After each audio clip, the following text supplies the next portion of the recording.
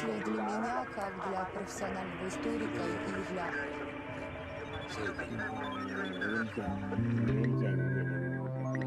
They are espionage's master eavesdroppers. They command computers which can break virtually any code. Their specialized spycraft has shaped the course of history. Yet many Americans are unaware this agency exists. In World War II, their expertise enabled pilots to slay Japan's most valuable officer.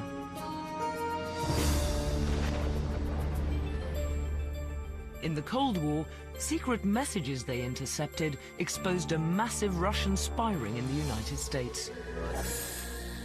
In the future, they'll be America's defense against a predicted electronic Pearl Harbor.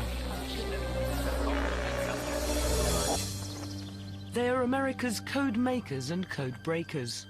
Today, they conduct their secret war at the NSA, the National Security Agency.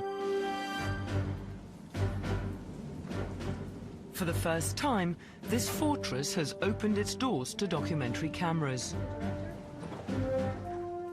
The agency, whose mission is to tap any signal of danger from the most remote site on Earth and deliver it to the president within 10 minutes. An insider's look at the top secret NSA.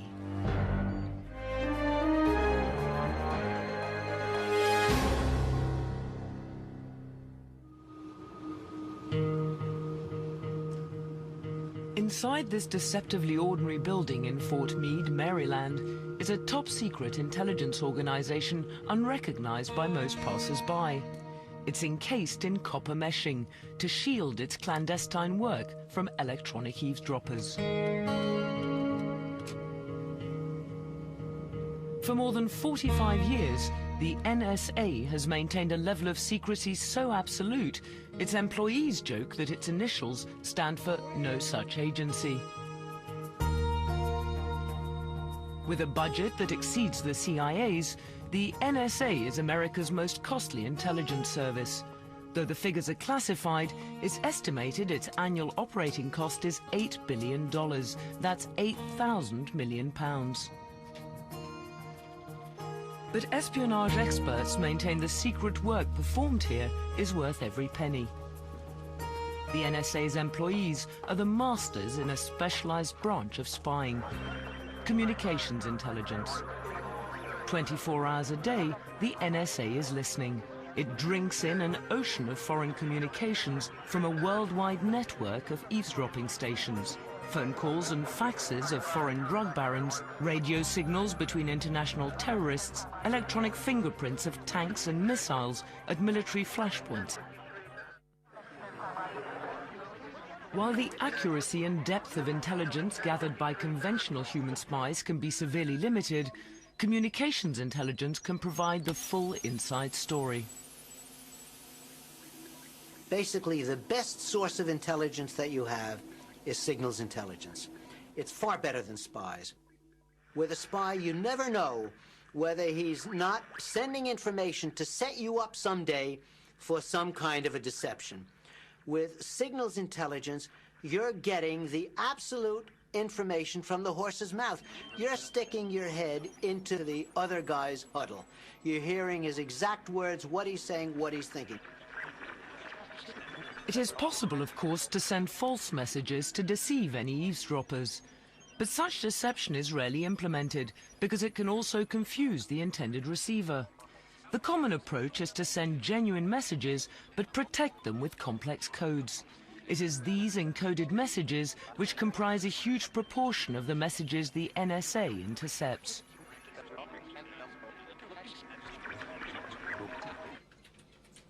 To break these codes, the NSA has assembled the world's greatest brains trust of cryptologists. These cryptologists have unlocked the most closely protected secrets of America's adversaries. Then if I wanted to encipher the message... Grooming new cryptologic talent is one of the NSA's highest priorities. Before cryptologists can learn how to break codes, they must understand how to make them. corresponds with T in cipher, so T stays the same. One of the first steps is learning how to use multiple alphabets to encode a message. This is what we call polyalphabetic substitution. I'm going to add in 4 more alphabets to make a grand total of 5 cipher alphabets. Now we have 5 different cipher alphabets with which to work. Now let's go back to our original message and try to encipher attack at dawn. The first letter, the A in the attack, the first A in it, we're going to use the very first alphabet. So this is our plain text here. We're going to make ciphertext. Find the A in the plain text and use the first alphabet. It corresponds to the letter P, just as it did before. Now go to the second plain text character, the T, but this time bump down to the second cipher alphabet. So we find our T, and it corresponds this time to an F. So we write F as our cipher character. Advance to the third alphabet now. T is again the plain text. Find your plain text T in the third alphabet. This time it's an I. So here we have 2 T's, but this time we have 2 separate and distinct cipher characters corresponding to those T's. This is what makes the polyalphabetic substitution that much more difficult to break. Only the most gifted minds will become NSA codebreakers, but sheer intellectual prowess is just the first criterion. There needs to be a certain technical competence in mathematics and probably language, but what they really need is the curiosity of a detective and the persistence of a pit bull. And it really helps, too, if they're really creative. The tenacity and self-confidence of NSA cryptologists is coupled with a curious indifference toward the content of the messages they unravel. An interesting phenomenon about many code breakers is that they don't really care about the message they're trying to read. What they're interested in, chiefly, is breaking the code, beating the code breaker, conquering the other guy. So once they have solved the code, they kind of lose all interest in it. Once the code has been cracked, decrypted messages with volatile content are instantly relayed to the nerve center of the NSA, the National Security Operations Center, NSOC. Here, NSA officials manage crisis situations codenamed Critic. The NSA averages a critic every 3 days. With a staff on alert 24 hours a day, 7 days a week, they monitor a global network of listening posts.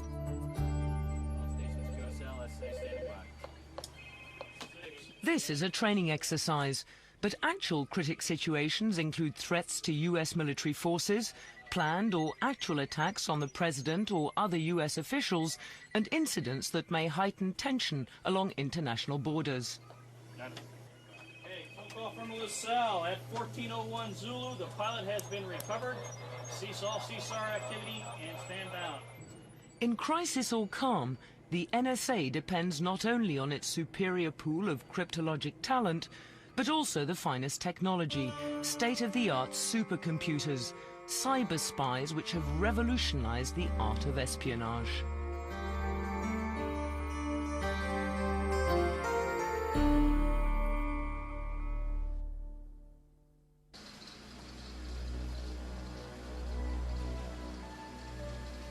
In a specially designed building at NSA headquarters is the greatest concentration of supercomputers on Earth. While the supercomputers themselves occupy the second level of the 2-story facility, the first floor contains a massive cooling system required to keep them running. It has a capacity for 8,000 tons of water. The chilled water is used to cool a substance called fluorinert, a non-conductive liquid in which the computer's heat-generating circuitry is immersed. The NSA's cryptologists depend on the immense power and speed of these computers to help them make and break codes. One of the most powerful of the agency's supercomputers is known as the thinking machine. In attempting to break a code, it will mount a brute force attack, trying every possible combination to determine the code's key. Such a task is formidable, as the possible keys for a common encryption system total 70 quadrillion, that's 70,000 billion. It would take a home computer 22,000 years. The thinking machine can do it in just a few seconds. The NSA's supercomputers are the product of a long heritage of cryptologic technology. This is the thinking machine's ancient ancestor, an electromechanical calculator codenamed the bomb. Designed in 1940, 12 years before the NSA was created, it stood 2.5 meters tall and weighed 5 tons. Though it lacked the capacity of today's home computers, for its time it was a marvel, the fastest computing device ever made. It and America's top cryptologists of that era were under the command of specialized branches of the Army and Navy. Though their expertise was unquestioned, their effectiveness was undermined by the absence of one unified agency for communications intelligence, and this resulted in catastrophe.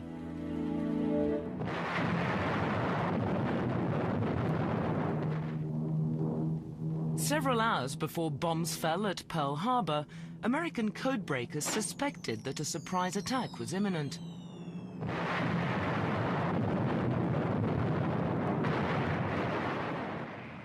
But no efficient system of disseminating communications intelligence yet existed, and Hawaii received its warning 60 minutes too late.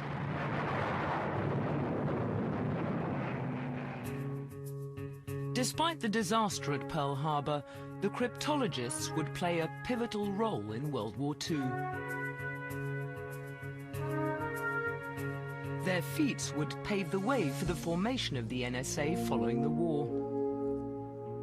Key to the Allies' strategy was cracking Nazi Germany's secret code, generated by the German cipher machine, which was called the Enigma. The Enigma instantaneously encrypted typed plain text messages, one letter at a time. As each letter was typed, electrical impulses sent it through a series of plugs and rotors until it appeared in its new enciphered form. It was then written down for radio transmission. A vast number of possible rotor settings allowed each message to be enciphered according to its own unique and presumably unbreakable code. The possible permutations on the machine per letter are 2 to the 280th power. The Germans had no reason to fear that the Allies would invent anything or develop anything that would be sufficient to make that number of permutations solvable. Fortunately for us, they were wrong. The Allies' answer to Enigma was the bomb, conceptualized by the Poles, designed by the British, and built by the Americans. It was able to rapidly test all possible rotor settings and determine the key for each individual message. Early in the war, German U-boats ruled the Atlantic, so the cryptologists targeted radio signals encrypted by Enigma, which contained the submarine's locations. These signals would be intercepted by a worldwide network of listening posts. The intercepted signals were then transcribed and rushed to Washington, where cryptanalysts fed the data into one of 120 bombs for deciphering. The deciphered information, pinpointing the U-boat's locations, would then be forwarded to Navy destroyers patrolling the Atlantic. A staggering 782 German submarines were destroyed by Allied naval units. These were armed with Enigma intercepts decoded by the bomb.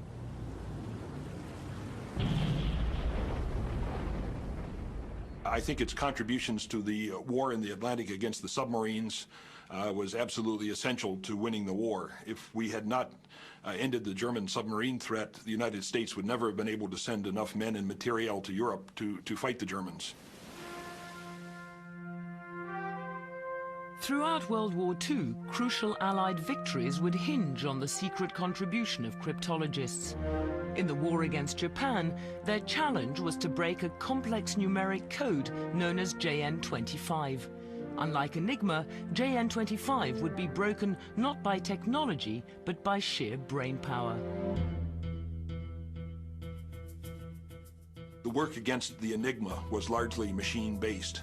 The work against JN25, which was a paper and pencil code, required sweat-of-the-brow paper and pencil analysis. No computers, no handheld calculators. They used strictly mathematical theory. It was mostly analysis of patterns based on the intercepted messages themselves. Tremendous intellectual feat. With JN25 broken, American cryptologists applied their intellect to deadly effect. Armed with decoded JN25 intercepts, Admiral Chester A. Nimitz held a critical edge in the war against Japan. In May 1942, when intercepts revealed the Japanese planned to lure America's aircraft carriers into a trap near the island of Midway, Nimitz plotted a trap of his own. Dispatching his carriers ahead of the Japanese timetable and avoiding their screening forces, Nimitz took Japan's strike force by surprise.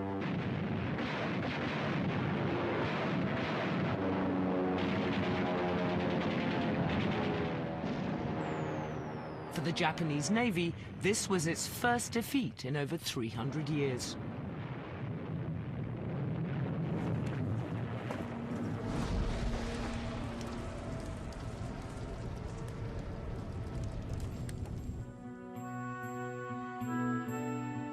A year later, US codebreakers scored another devastating blow against Japan. On April 13, 1943, 3 Navy listening posts simultaneously intercepted a JN25 message. It was a transmission detailing the travel plans of Admiral Isoroku Yamamoto, commander of the Japanese Combined Fleet. Yamamoto, architect of the raid on Pearl Harbor, was Japan's most valuable officer. The intercepted message, sent by his staff, revealed he was to begin a tour of Japan's forward bases in the Pacific. As a consequence of our knowledge of his itinerary, we were able to send up a flight of P-38 Lightnings and shoot him down.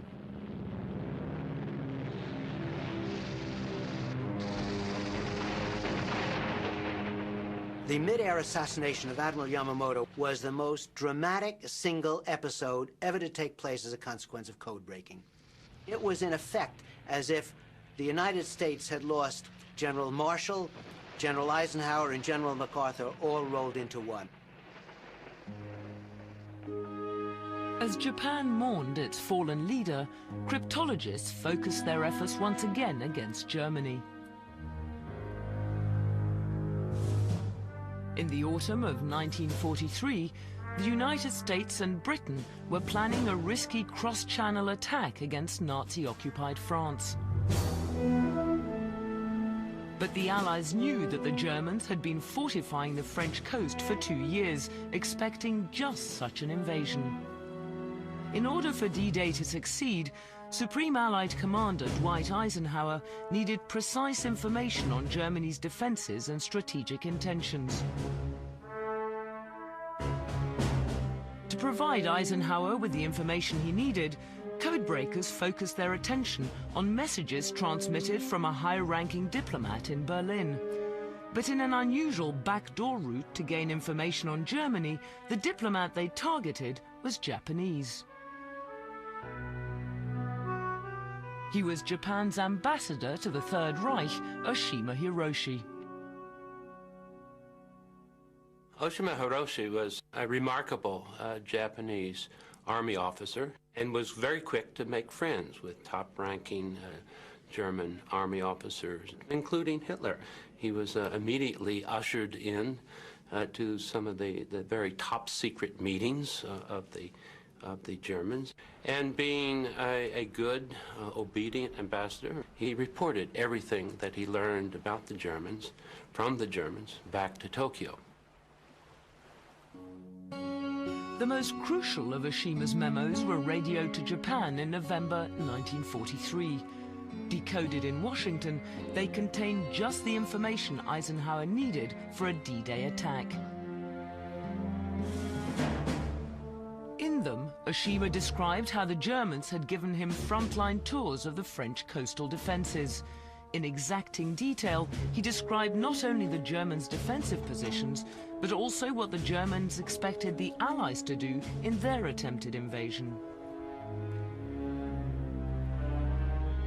Armed with the knowledge of a Third Reich insider, Eisenhower tailored his tactics accordingly and ordered the invasion to begin on June 6, 1944.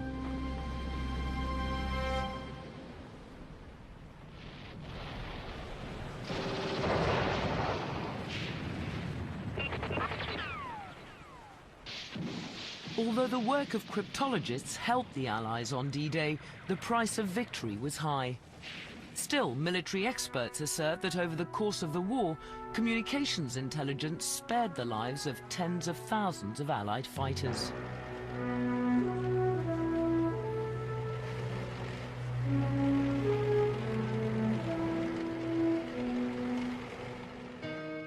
After final victory had been achieved in 1945, Eisenhower personally thanked the Army codebreakers at their headquarters at Arlington Hall in Washington. Convinced of the enormous value of their specialized branch of intelligence, American policymakers began efforts to form one unified agency to oversee it. After 7 years of bureaucratic fits and starts, President Truman signed the National Security Agency into effect on October 24, 1952. By this time, the United States had entered into a new war, a Cold one.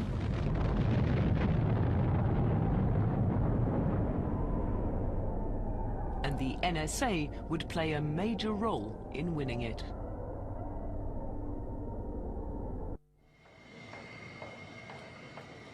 In a sub-basement at National Security Agency headquarters is one of the agency's most secret facilities. It's a high-tech factory producing computer chips for top-secret code-making devices.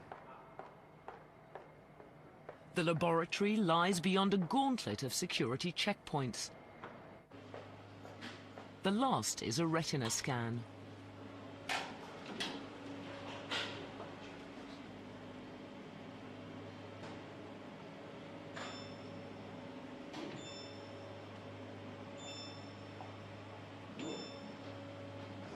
But top-secret clearance alone is not sufficient to gain full entry.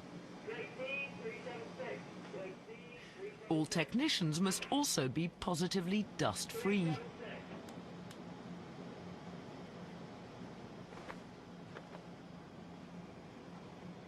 The reason? The microchips produced in the lab are so sensitive they demand a totally sterile environment. An air shower removes whatever trace elements of dust remain.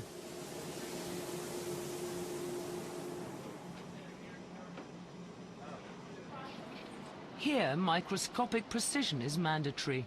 In order to facilitate this, the lab is built on a base of 50 tons of concrete. Earth vibrations are negligible. The NSA is unwilling to disclose any details about the chips produced here, but it acknowledges they're integrated into secret enciphering hardware, hardware designed to keep the government's communications safe from foreign code breakers. For 40 years, the motivating force behind the NSA's high-tech activities was the Cold War, but the agency's first breakthrough in that epic struggle was a triumph not of its machines, but its brainpower. In the early 40s, before the Cold War had even begun, American listening posts were intercepting Soviet radio traffic, but the messages were indecipherable, protected by an ingenious double encryption system, in essence, a code within a code. The first layer of encryption was a code book, which allows a code clerk to take text and substitute numerical entries, much in the way you'd look up entries in a dictionary. You'd look up a word, and it would have an equivalent number, and you would use that then to construct the message. But On top of that, the numbers then were encrypted using what's called a one-time pad. And a one-time pad is a pad of totally random numbers, generated only once, and therefore it can't be reconstructed. The Soviets' one-time pads provided an impenetrable extra layer of encipherment. For example, if the first word of the coded message corresponded to 3856 in the first layer of encryption, then this number would be added to the first set of numbers in the random one-time pad. Complicating the code further was the fact that normal addition was not used, but the so-called Chinese arithmetic method, in which numbers greater than 9 are not carried over.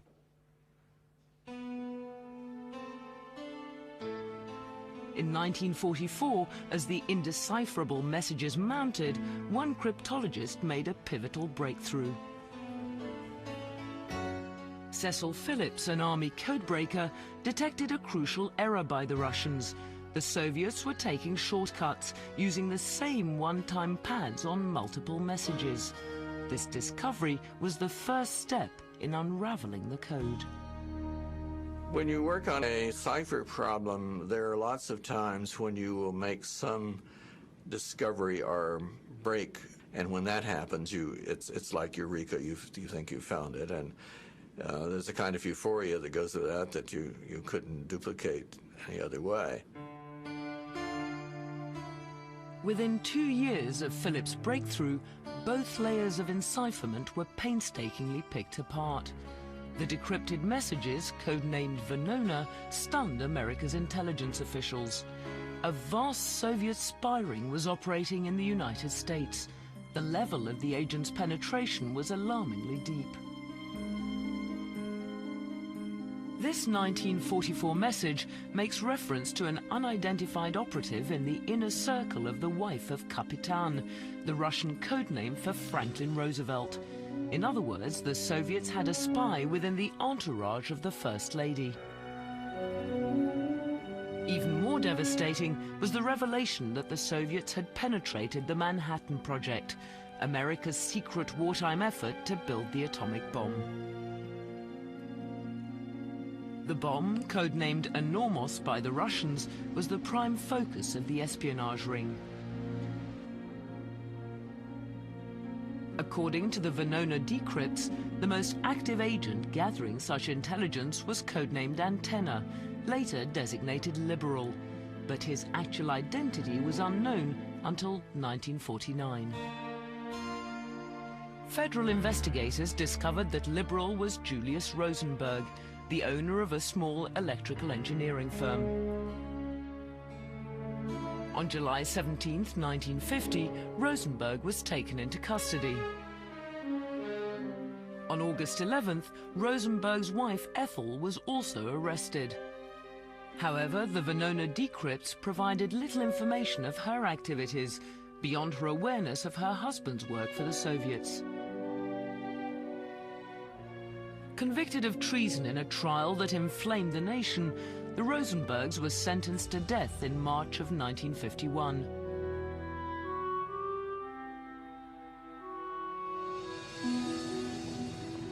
All told, more than 60 people implicated in the Venona decrypts were brought to justice or had their spy work neutralized. Another 140 remain unidentified to this day.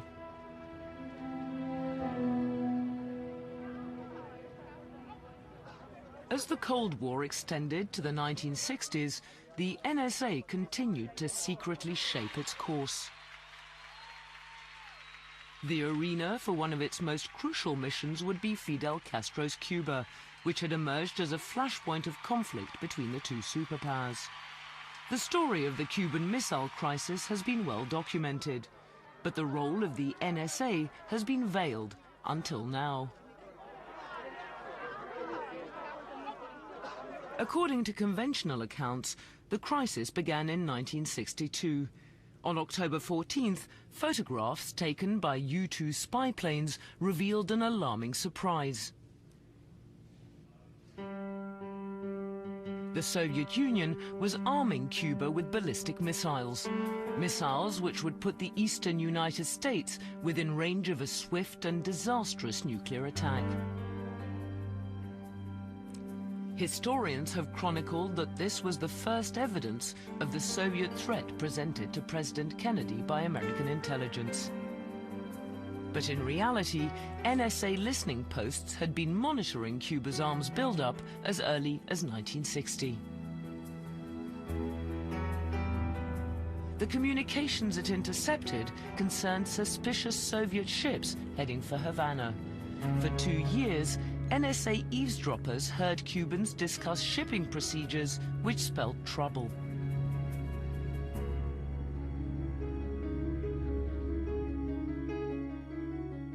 When the ships arrived, they were to be unloaded only at night.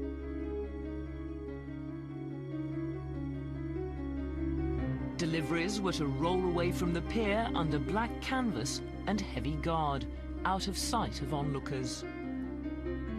But it wasn't until September 15, 1962, that the NSA intercepted the most telling signal of all, an electronic fingerprint indicating the operational status of an SA-2 surface-to-air missile.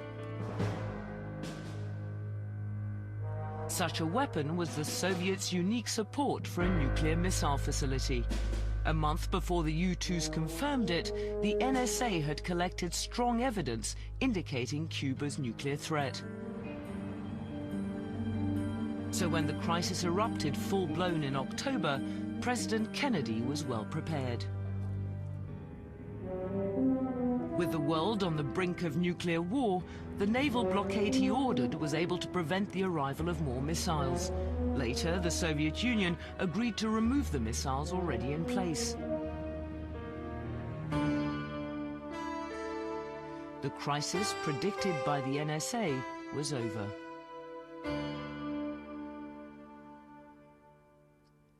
From the early skirmishes of the Cold War to the present day, employees of the NSA have served in silent obscurity. Because much of cryptology is a cerebral endeavor, many perceive it as spycraft without risk. But the NSA has often had to place its people in harm's way. With a total of 152 fatalities to date, it's suffered more casualties than any other American intelligence service. The inherent danger of signals intelligence is that not all secret communications can be collected remotely. Net control, this is critical source. I read you. Can you identify the tanks, over? Listening posts must often be positioned perilously close to the target. In these cases, roles can be reversed, and the cryptologist himself becomes the target. This would be the fate of 11 Air Force cryptologists in 1958. Throughout the Cold War 50s, modified cargo planes were used for NSA missions targeting the Soviet Union. The planes would fly dangerously close to the Soviet border, attempting to draw a reaction from Russian air defenses for later analysis. On the maiden flight of one such aircraft, the Soviet response turned deadly.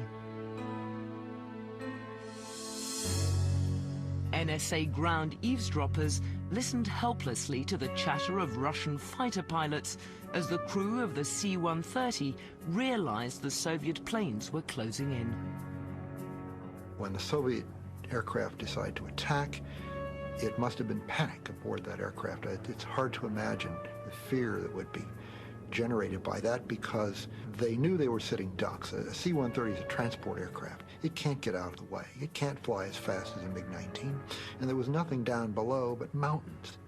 They knew they were dead.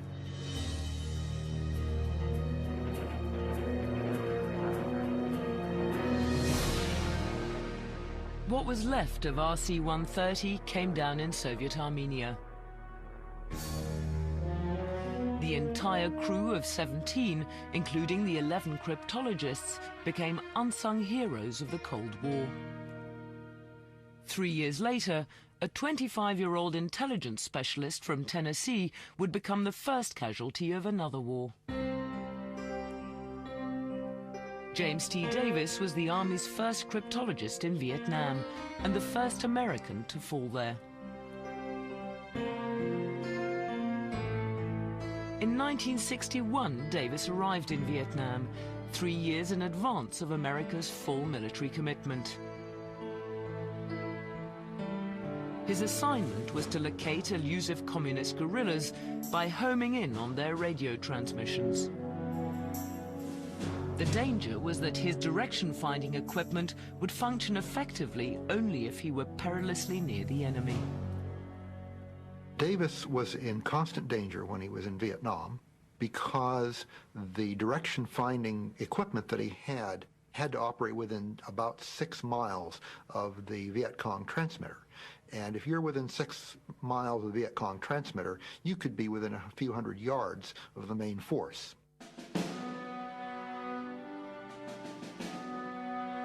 For 6 months, Davis was assigned to small roving patrols south of Saigon. On December 22, 1961, the Viet Cong guerrillas he targeted were waiting in ambush.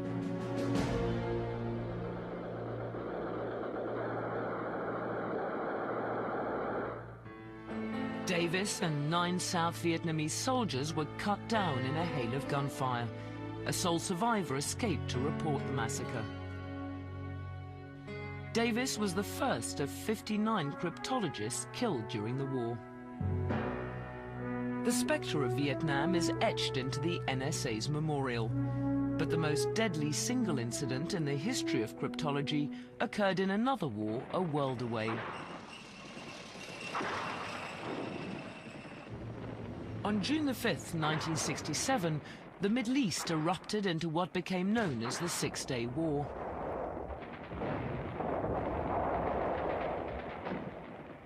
Ordered to within earshot of the battle zone was the USS Liberty, a signals intelligence collection ship.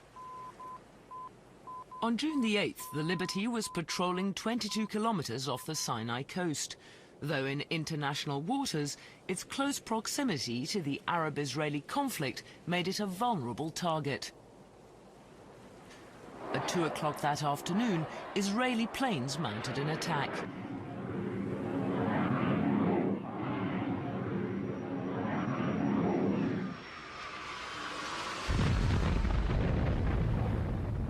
As the Liberty was engulfed by fire, Israeli torpedo boats joined the attack.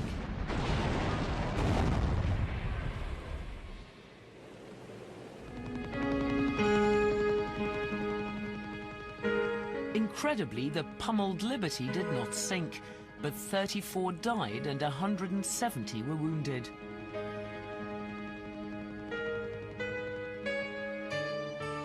The next day, as the crippled vessel limped towards Malta, Israel offered apologies. Its military leaders claimed it had mistaken the American vessel for an Egyptian transport, the Al Khazir. When I heard about it, I was sad, and I was not the only one. There was no cause, there was a mistake, and it's a pity that, good people are being killed by a mistake. Some historical analysis has suggested otherwise.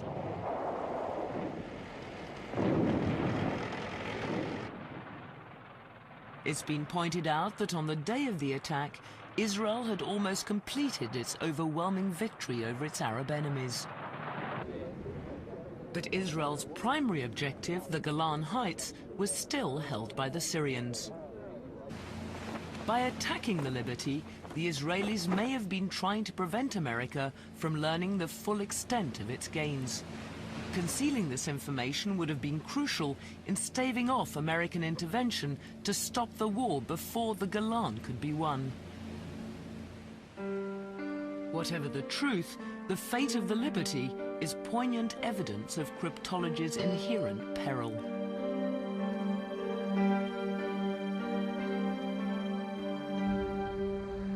I think the Liberty incident reminds us of something that we never should forget. We make cryptanalysis sound like a clean, safe, academic way to get intelligence, but we need to realize that sometimes people in this business must risk or even give their lives for their country. In many ways, they are the quietest of the silent heroes of the Cold War.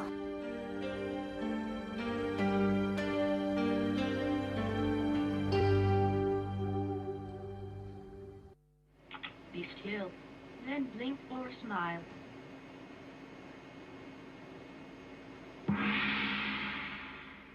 In the 21st century, the NSA now faces a new breed of challenges. Be still, then blink or smile. In its biometrics lab, new technologies are being developed to protect America's secrets. Facial recognition systems provide added security to sensitive information in computer networks. Soon to be obsolete are vulnerable passwords.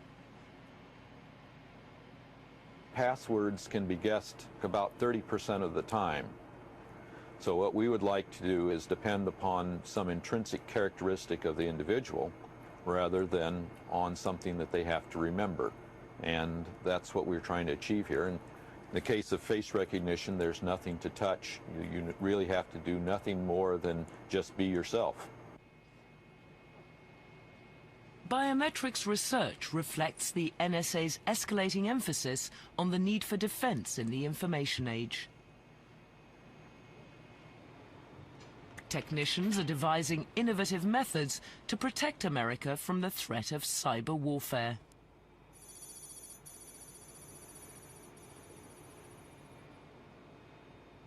Military experts warn that a terrorist armed only with a modem and a mouse could trigger catastrophe. Preventing such an attack is among the NSA's new challenges. The National Security Agency's central responsibility is to preclude strategic surprise. So as we look at conflict in the information age, it's terribly important that NSA succeed in avoiding an electronic Pearl Harbor. In an electronic Pearl Harbor, the electron is the ultimate guided weapon. The nightmare scenario would begin with a salvo of stealth software known as logic bombs, followed by a variety of ingenious viruses. The principal target would be the network of computers controlling the nation's economy. Millions could wake up to discover their bank accounts emptied. Investors could lose fortunes instantly, sparking panic, which would crumble America's financial bedrock.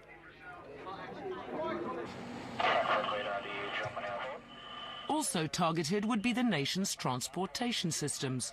Virulent software worms would invade the computers operating air traffic control. False messages could order planes to land on crowded runways. America's skies would be in turmoil, a death trap.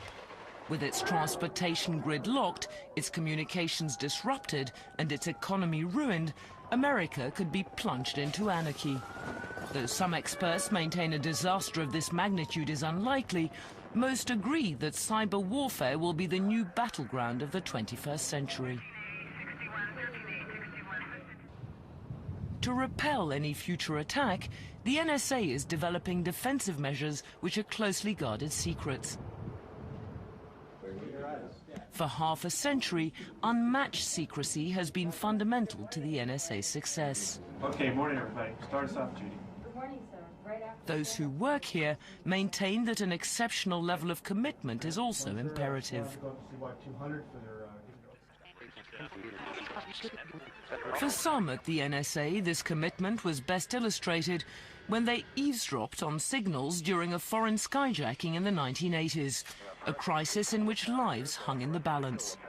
Although the NSA will not comment on the specifics of the incident, what they feel should be known is the uncommon conduct of their colleagues. You could see the tension because they were almost willing communications to happen so that they could provide intelligence that might make a difference. The good news was that it ended and most people were rescued. The tragedy of that was that one individual was killed. They were devastated when that person was killed. When it was all over, They sent flowers, and they attended the funeral. Nobody knew they were there. Nobody knew where the flowers came from.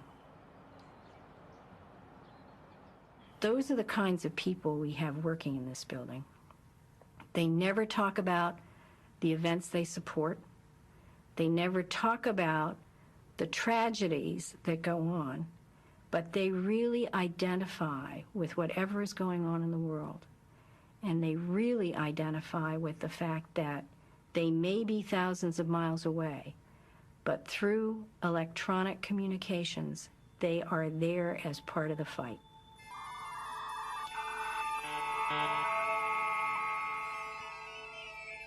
To fight its secret war, the NSA wraps the globe in its electronic embrace. It will continue to listen for trouble like a doctor with a stethoscope pressed to the world.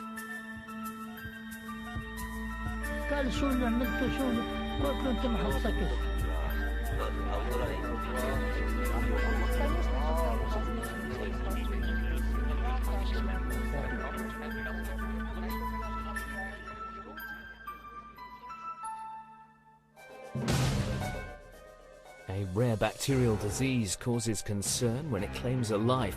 Diagnosis unknown takes up the story next on Discovery.